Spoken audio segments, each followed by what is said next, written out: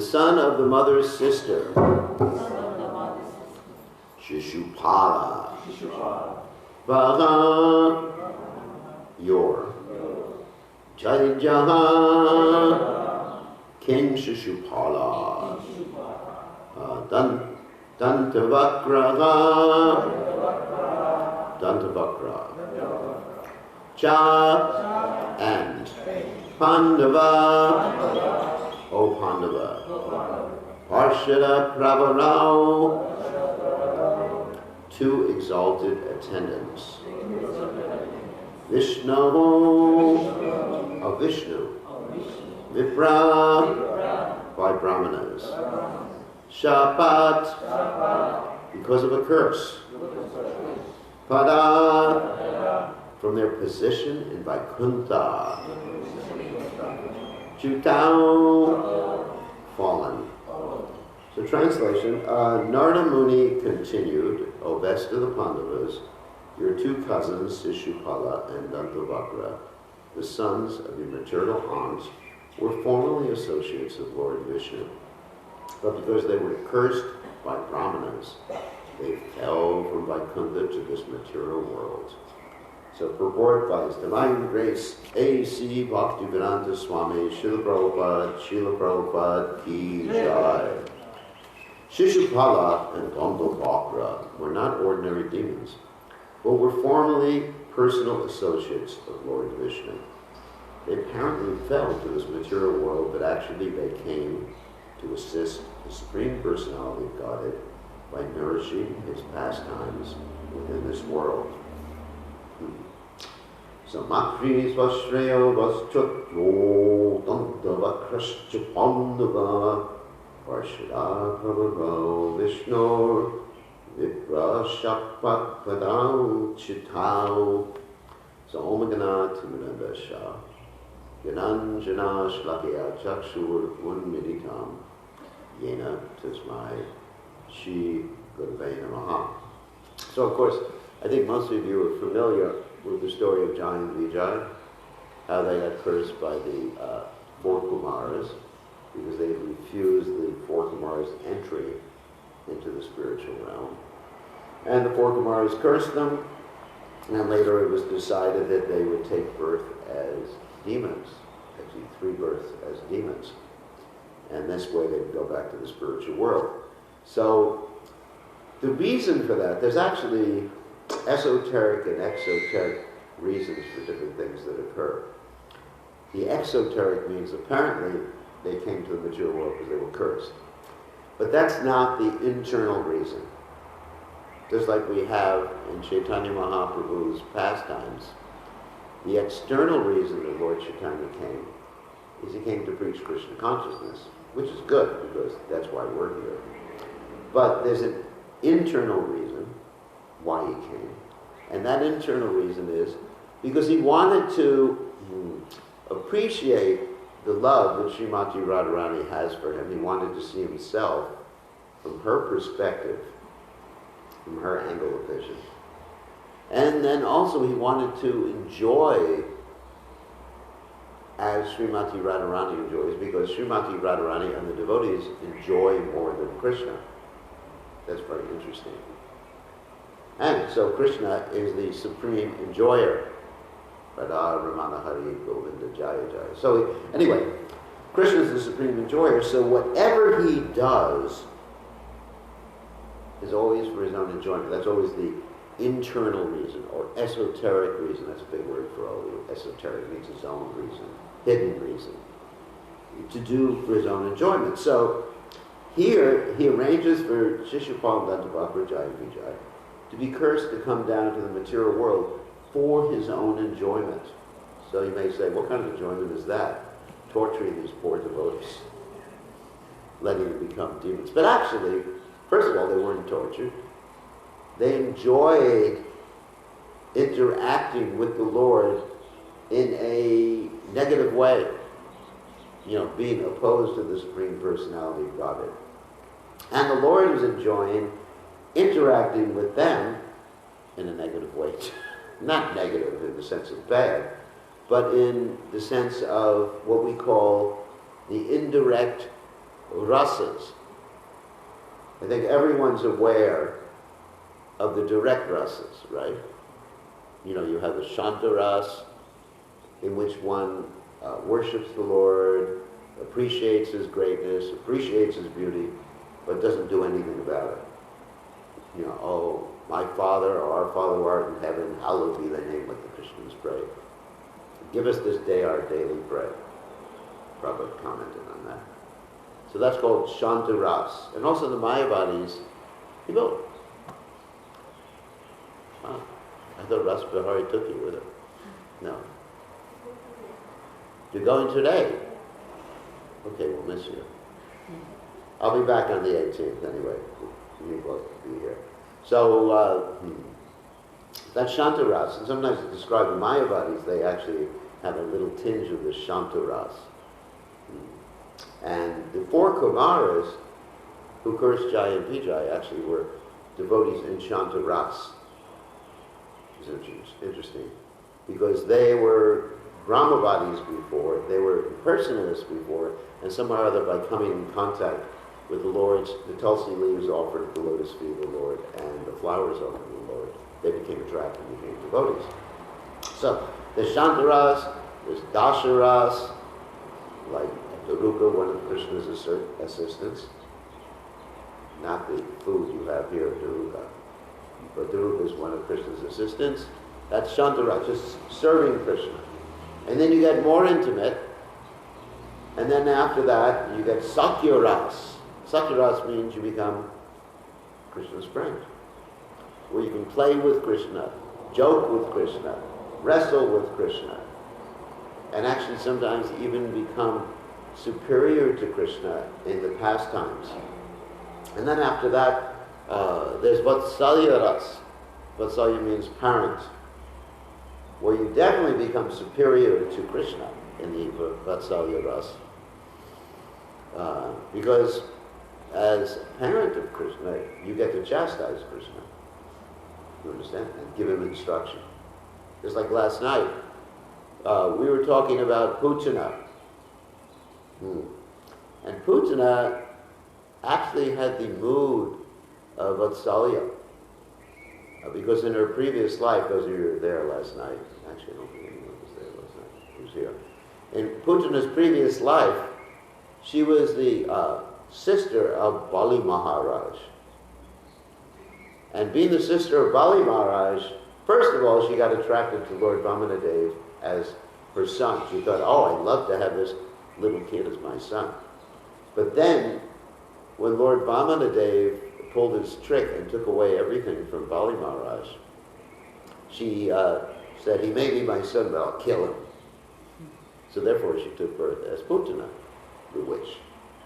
And when she got liberated by Krishna, she went back to the spiritual world and became one of Krishna's eternal mothers. So that's the Vatsalya ras. And then finally, after that, there's the conjugal ras. And the conjugal ras, of course, that's Srimati Radharani and her associates, and those who assist Srimati Radharani and her associates. So you have these 5 rasas. But in addition, you have 7 indirect rasas. And the indirect rasas flavor the direct rasas. I'll explain that in terms of prasadam. Just like if you have certain vegetables, like bacon, for example. So, does anybody like to eat bacon without any spices? If I just give you boiled bacon, what do you think? Will anyone eat it? I wouldn't, but anyway, the rest of you want to enjoy your senses. So you wouldn't take boiled bacon. It's like, oh. Like even Prabhupada, when they were giving him just boiled food, he said, let the starvation committee go to hell. So he wasn't interested in that. Obviously, I would like to have some spices too. So you need spices, and these are called masala. And you have hot spices, garam masala, right, that you put on. You have chilies, you have all sorts of things, cumin, coriander, haldi, all sorts of things you put in. And that makes it tasty. So in the same way, Krishna likes to put tasty spices on his rasas. For example, in the spiritual world, Krishna likes to get Radharani angry. You know, sometimes Krishna is telling Radharani things that make her very angry. He's saying to Radharani, your face is like the moon or the moons. And he uses the expression Chandravali, which means many moons. And Chandravali also happens to be the name of Radharani's competitor, so-called competitor. Actually, it's pastime. And Radharani gets very angry. But what does she do? She runs away and tells her assistants, Lalita especially, to grab a stick and to beat that boy if he comes near. That boy, of course, is Krishna, right? But don't let him near, or we're going to beat him. And so Krishna, in order to associate with Radharani, he sometimes has to dress up as a lady. Nowadays they call that dressing drag. You may not know that name. That's a Western name. Anyway, so Krishna has to dress up as a lady and trick Radharani and her associates so we can associate with her. And sometimes he dresses up as the deity. Right? There's this famous story told by the Acharyas of Krishna dressing up as the deity Gauri and tricking Radharani. Anyway, I'm not going to tell the whole story. Radharani's mother-in-law and sister-in-law come and they try to find her with Krishna, but they actually just find her with the deity, who is Gauri, who is actually Krishna. So Krishna enjoys like this anger of his devotees. And Krishna enjoys other things too. There's other indirect rasas, like ghastliness. Of course, ghastliness does not occur in the spiritual world. So there's certain rasas, indirect rasas, that don't occur in the spiritual world, like ghastliness. Ghastliness means, I guess, something that's really just so horrible. An example of that would be when Krishna is fighting sometimes in the battles. There's rivers of blood. And in those rivers of blood, the heads of Krishna's opponents are floating. That's called ghastliness. Can you imagine how disgusting that would be? Like you see a river, you have your different rivers here in Fiji, and there were heads of people floating, bodies floating. Ooh, that would be frightening. So there's this frightening indirect rasa. Fear, ghastliness, all these things. And so Krishna, he wants to enjoy them. Now you may say, what is the enjoyment of fear? Well, even in this world, people do things to experience fear, don't they? I don't know if you have it here, but in other countries, they have amusement parks you go to and they scare you. There's ghosts. Anyone seen that? No, I haven't seen that. Or they have this thing called a roller coaster. You ever heard of that before? People go on it, and it goes up and down, and when it goes down, everyone's going, ah! And they're paying for it. Can you imagine? Paying to be afraid. That's pretty stupid anyway. Only one time in my life did I take a roller coaster, and I never took it after that. Because it was a horrible experience. But people enjoy it. And they go to the amusement parks and all these other things. There's a centrifuge thing. Centrifuge means it spins around and they get pinned to the wall. And it's like, ah. And they're afraid. So they're enjoying it. Of course, that's a perverted reflection. We understand that. The fear or the shock of Bhuta or humor in this world, that's another indirect rasa. Like humor, like sometimes people watch cartoons or they watch a comedian. I don't know if you have comedians here in Fiji, probably not. Everything's so serious here. Everyone's concerned about politics, they never talk about anything funny. Do they have comedians here? No Fijian comedians. In India, they have a lot of comedians. It's very popular in India. But here, no. Everyone's too serious. Too much enjoying. Anyway, so therefore you have these indirect rasas, and some of them cannot be fully experienced in the spiritual world. Like we mentioned, ghastliness, and even anger. You know, there's a little anger in the spiritual world, but it's not really there. There's fear. So therefore, Krishna arranges these different things, like not only Shishupal and Dantapatra, but he arranges these demons in Vrindavan, who we'll talk about because we're coming upon Janmashtami right now. He arranges these demons in Vrindavan. And for example, the Agasura demon, that means the big serpent demon, who swallowed all the coward boys, Krishna himself experienced wonder, adbhuta. He experienced, a little bit of fear. What am I going to do? My coward boys are in the mouth of the Agasura demon. So Krishna experienced all those things because he enjoys those particular rasas, those indirect rasas. And so you may say, how can Krishna experience all those things? How can Krishna experience fear? He's God. He's the most powerful, according to Parashara Muni. That's one of the qualities of Bhagavan. He's the strongest. So how can Krishna be afraid? Well, there's another aspect to the pastimes of Krishna called Yoga Maya. Yoga Maya is the internal potency of Krishna. And she arranges even for Krishna to forget that he's God. So you can enjoy it. Because if you're always thinking you're God, how can you enjoy anything? Right? I mean, what's the enjoyment? If you're God, the only thing you can do is just control people. Everyone's praying to you. It's a pretty boring job, being God. Of course, I don't know. I never had that job.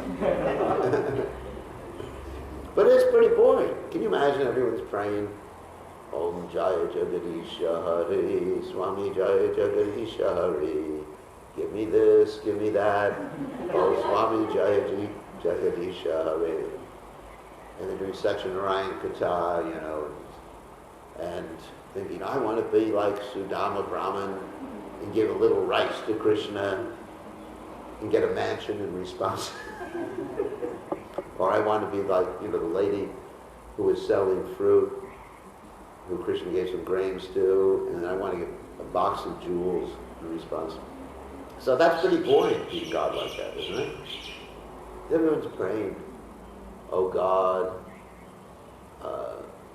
Actually, the Christians, they pray, oh God, give me this day of my daily bread. They're praying for bread. Prabhupada said many Christians have turned God into a baker. You can imagine you have all these bakeries, fresh bread. God's bakery, give us this day our daily bread. So it is quite boring to be God. And Krishna doesn't like to be bored. He's the supreme enjoyer. In fact, Krishna, all these God stuff, Krishna can have his devotees take care of. I mean, that's why Krishna has Lord Brahma and the demigods. Krishna can do everything by himself. He doesn't need Lord Brahma. He doesn't need the demigods. He doesn't need anything. But he wants to enjoy it. Just like if you're in charge of a big company, you hire people to do the work. And you can enjoy it. Just like I was on the airplane recently, and I was sitting next to someone who was in charge of a very big company. It's a billionaire. And he was telling me how he was enjoying life. And I said, how can, because he gives seminars all over the world, how to be rich. which is interesting. So, how can I get in touch with you? You know, where do you accept? He said, just consult my employees. You have so many employees like that, so many assistants. So God, that's why he has demigods, so he can have all the time to enjoy. Kaloka yivni bashati akilat mabuta. So everything Krishna does, everything God does, he's God. But even calling him God is not appropriate. He is actually the supreme enjoyer. He's in charge of all the gods. Parameshvara, that's the name. He's the supreme controller. And therefore, he doesn't have to worry about the material world. It's all taken care of. Although we say, Puritranaya Sadhanam Vinashaya Chadushkritam, he comes down to annihilate the miscreants and establish religious principles, but his devotees can do that. His demigods could do that. There's no problem with annihilating the miscreants. Yamaraj can do that. Yamaraj is perfectly competent. Hani Bhutani Gachantiya, Himalaya. So Yamaraj is perfectly competent to do that. But Krishna, whatever Krishna does, it's to enjoy. Just like last night, someone asked me a question. Why does Krishna play a flute? And I said, because he wants to. He's the Sarva Karana Karanam. He's the cause of all causes. And there's no reason why he wants to. He just wants to. You know, why do I do things? Well, there's a reason. You know, when I was for example, there's certain food that I like to eat, vegetables, of course. And that's because when I was young, I probably ate those things. Just like everybody here, you like to eat certain types of food. Right? What's your favorite food? Sorry. No? No? No favorite food? Drumsticks? Am I right? Yeah, I was right. So, your favorite food, why is it your favorite food? Because when you were young, your parents probably fed you drumsticks, am I right? My parents never fed me drumsticks. So they're okay, but they're not so my favorite. So there's a cause. The point I'm making is there's a cause why I like to do certain things. You know, we have our psychology. Of course, in the material world, that's because we had so many impressions from previous lives or this life, whatever it is. So there's a cause. You know, why does someone go to work? Because they need to make money. Simple as that. Krishna doesn't need to make money. It's not that Krishna likes things because his mother treated him in a certain way when he was young. You know, mundane psychology. Krishna likes it because he likes it. Krishna plays the flute, that's what he likes. Why doesn't Krishna play the guitar? Because he doesn't want to play it, that's all. He could play it. He's God, he can do anything he wants. So the answer is that the answer to this is Krishna's getting these personalities cursed, becoming demons, Shishupal, Nandabhakra, because Krishna enjoys it. He wants to interact with his devotees. When he fights with someone, he likes to fight with devotees. He doesn't fight any rascal demon, normal demons. Krishna likes to fight with specific individuals. Even the ones that were demons, let's say Kamsa, for example, who Krishna killed. Kamsa was not an ordinary demon. He was like the head of all the demons. He was Kalanemi in his previous life. Or Jarasandha, who was killed by Bhimsena, of course, was Viprachiti in his previous life. You know, demon. So Krishna doesn't fight with us ordinary persons. I mean, Krishna's not going to come down to this earth planet right now and fight with all the demons that are on the earth. Krishna, because the time factor, and Krishna's devotees are capable of that. So anyway, so everything's done because of Krishna. And even the way that Krishna killed Shishupal was so interesting. It's not that Krishna just killed him in a boring way. You know the story of Shishupal. Shishupal was the cousin of Krishna. He was born with four arms and 3 eyes. And it was predicted at Shishupal's birth that the person who would pick him up and cause the extra 2 arms, an extra eye to disappear would be the person who would kill Krishna. Or would kill Shishupal, kill Shishupal. That was the prediction. So along comes Krishna, the cousin, and he picks up Shishupal, and the extra eye goes away. And the extra 2 hands go away. And so Shishupal's mother says to Krishna, she's his aunt, she says, "Don't kill my kid, don't kill my kid, I love him so much. He may be a demon, but I love him." So, of course, a mother always loves the child, even if there are demons. So, then what happened is Krishna said, "All right, I promise, I will not kill him unless he makes 100 offenses. Then I can kill him." And the mother thought, that's not going to happen. I mean, if someone told me that I wasn't going to die unless I made 100 offenses, I would never make an offense. Wouldn't you? I mean, if you think it, you're guaranteed to live forever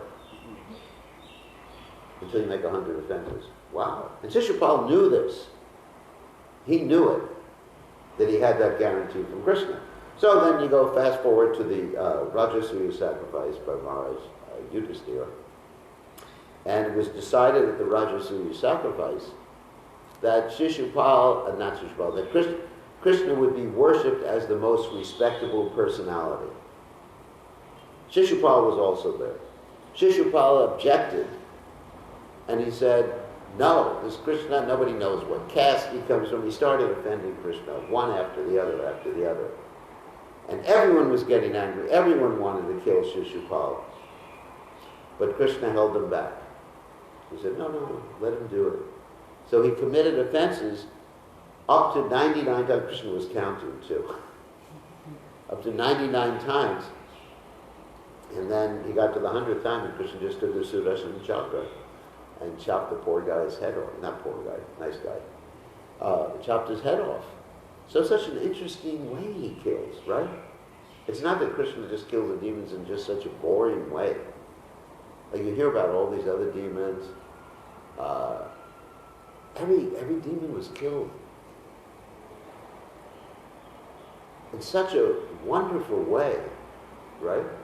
Like Shalva, for example. Shalva had his airplane. And so Krishna killed him in a wonderful way, too. So, in other words, the explanation of this is that Shishupal Dandabhadra, being Jaya Vijaya in the previous lives, came down to serve the Supreme Personality of Godhead so he could experience this happiness. And they were happy to do it. Another point is, when they went back to the spiritual world, after taking 3 births as demons, Ravan, Kumbhakarna, Shishupal, Dandabhadra, like that. And actually they also took birth as devotees at Jagai and Madhav. After that, and they went back to the spiritual world, they didn't complain to Krishna. They didn't say, "Krishna, why did you do this to us?" They said, "We're happy to serve you." Mama janmani janmani svare bhavatad bhakti hoitake. Or as the gopis pray, "Krishna, you may crush me by your embrace, you may leave me broken-hearted by not being present before me, but you're completely free to do anything and everything. You remain my worshipful Lord unconditionally." So that's the mood of the devotees.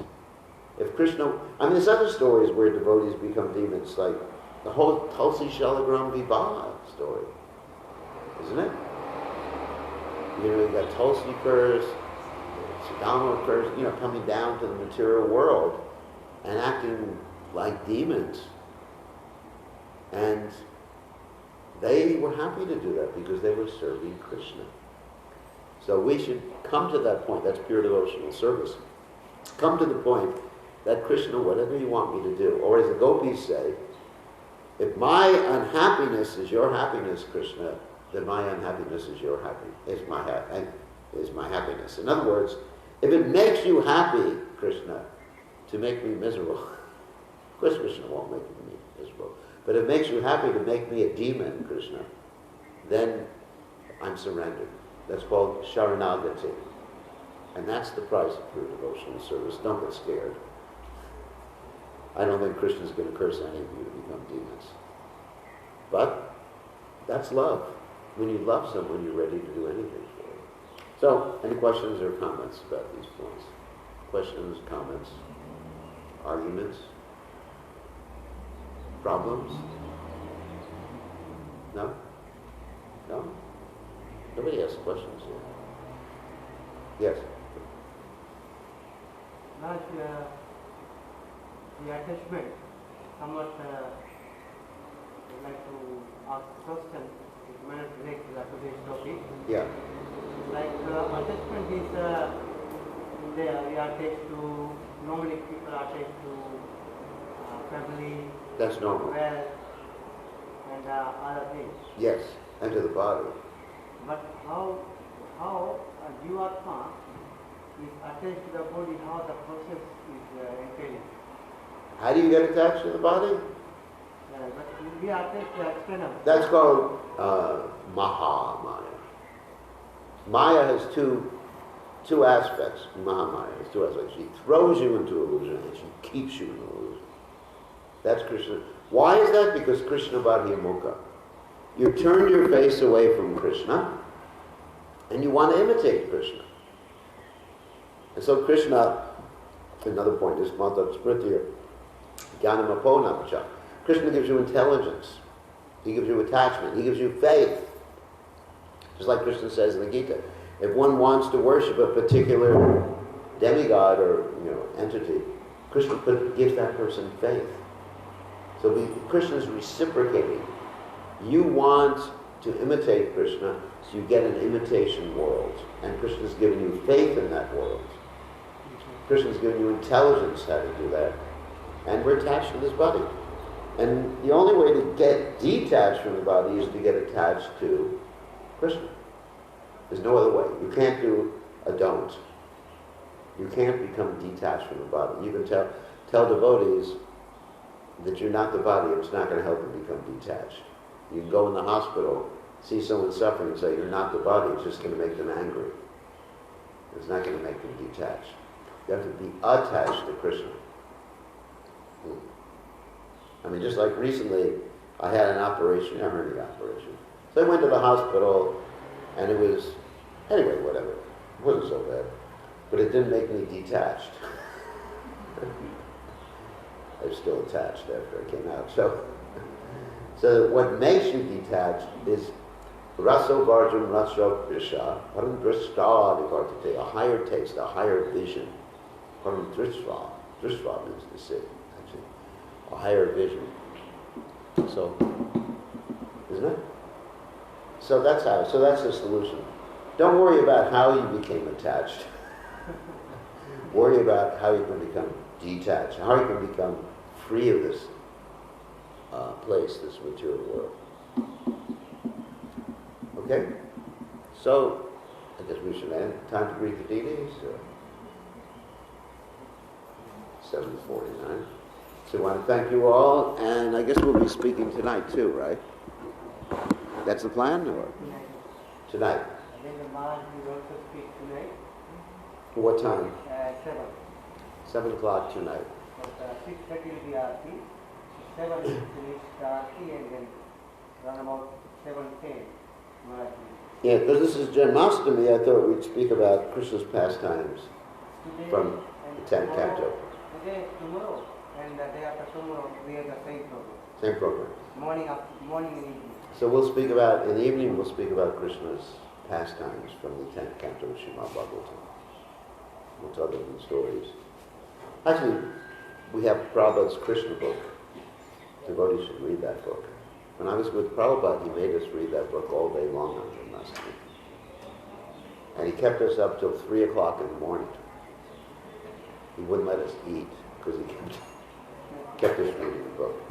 Okay, on that happy note, all glories to His divine grace. Srila Prabhupada ki jai. Anyway, those of you watching, this is Lautoka Temple. And all the nice devotees here. We're going to be greeting the deities in a second. Time for greeting the deities.